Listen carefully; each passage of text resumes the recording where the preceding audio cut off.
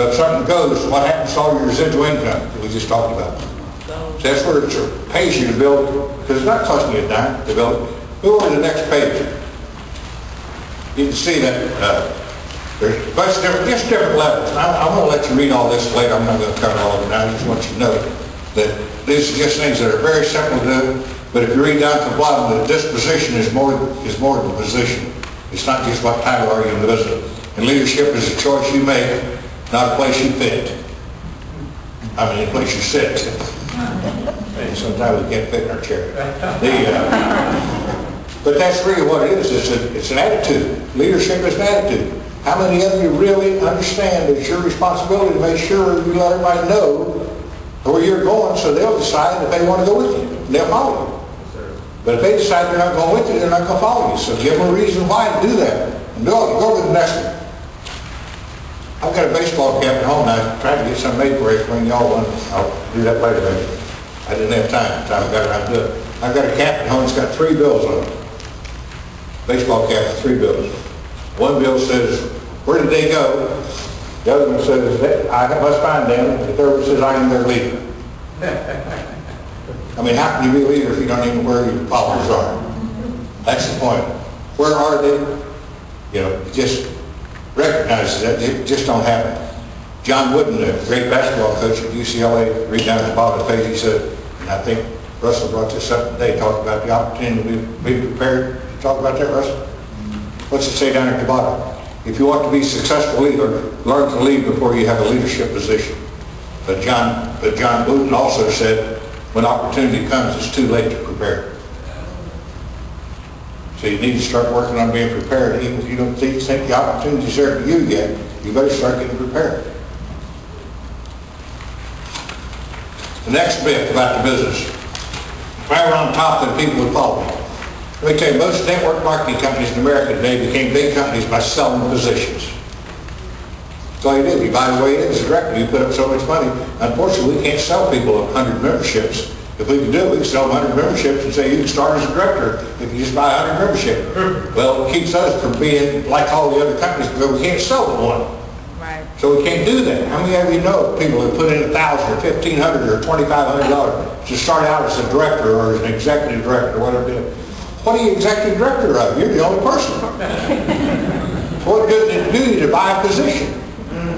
So there is no definitively to buying a position. And so don't think that it is. In any experience, when I get to the top, I'll be in control. How many of us talk that? How many of us know people think that way? To think that life at the top is easier is to think the grass is greener on the other side of the fence. Being at the top has its own set of problems and challenges. In leadership, no matter where you are in an organization, the bottom line is always what?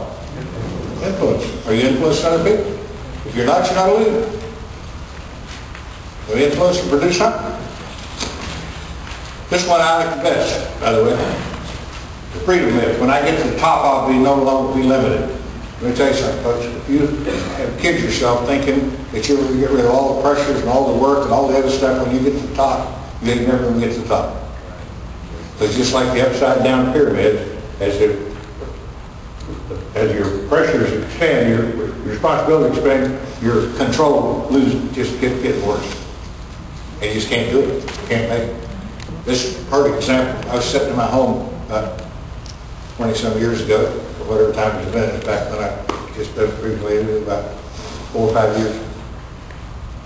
And things were going very good for me. I'd been broke.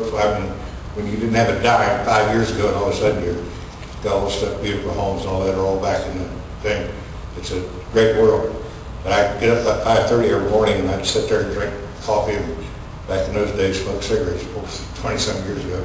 Smoke cigarettes and drink coffee, thinking about all the things I was going to be doing that day.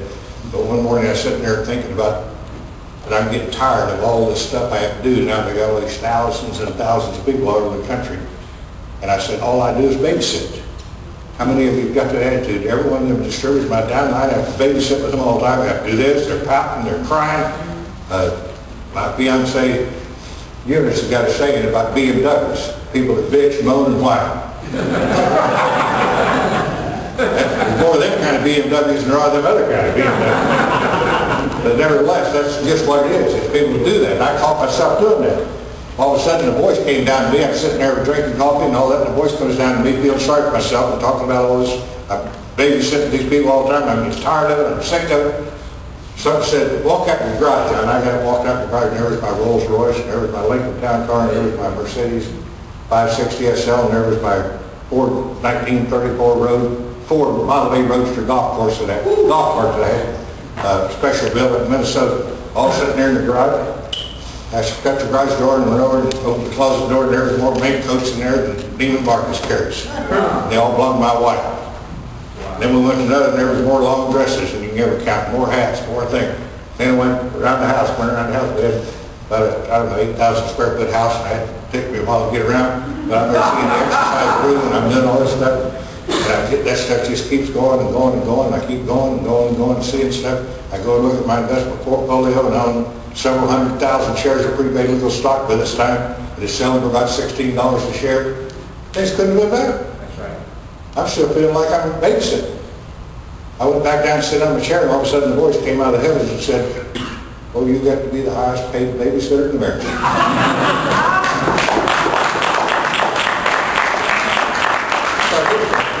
Well, we can talk about babysitting, we can call it leadership, we can call it what we want, or we can use one of those to blame it on why we failed. Wow. There's no reason to do it. No reason in this room for anybody to do it. There's more stuff on there. I can't reach my potential if I'm not the top leader.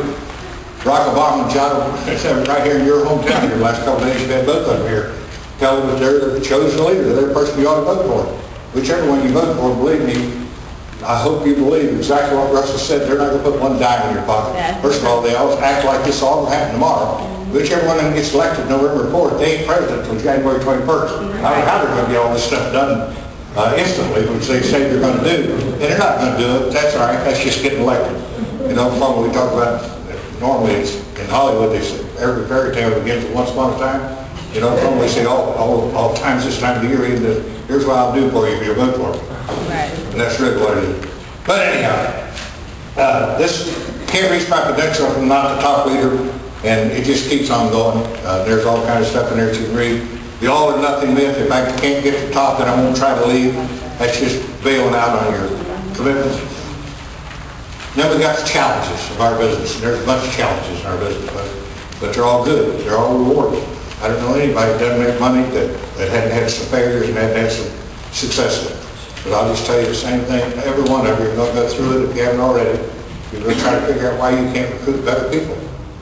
I'll tell you why you can't recruit better people, because you ain't recruiting enough bad people.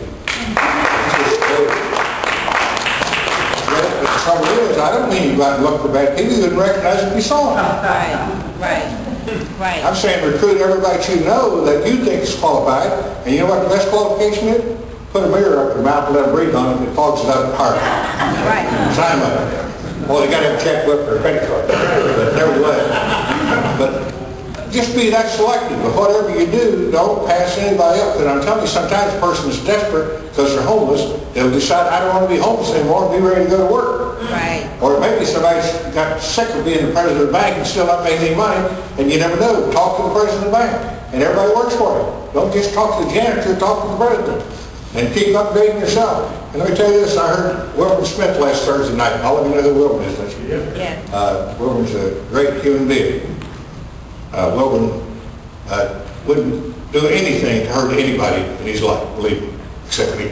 I hired Wilbur Smith about 25 years ago, and what the first thing he did was steal my secretary that had been my secretary for about 20 years and married her. That's what he done to me. And I said, "Hi, I'm Wilbur." I said, "I know how old Carol is, and I know how old you are. Do you realize how old you're going to be when that first baby gets out of high school?" And he says, "Now, why is that important?" I said, "I don't want to walk through Walmart and see you shopping for Depends and Pampers at the same time."